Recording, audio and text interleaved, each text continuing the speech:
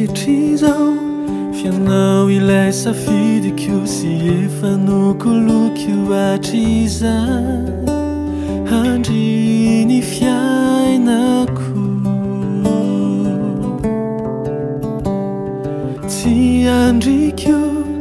lay andro izay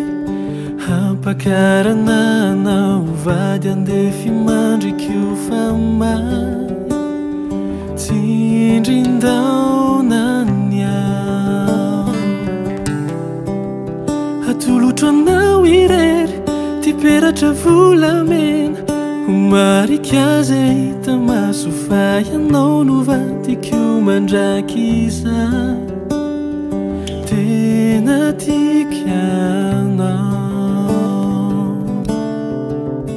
hijanona ho anao rery ka ho ataoko tsy anjery hoe zay misy ay de misy anao izao sy anao tsy fandao fa mandramaty lay voato hoe tiako anao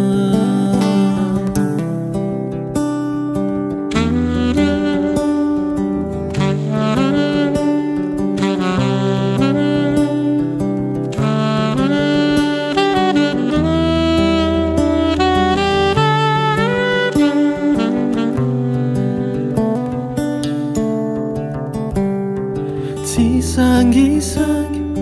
navasivazy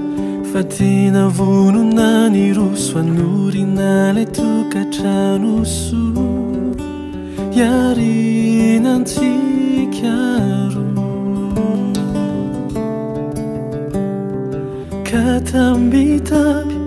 sy teny mamy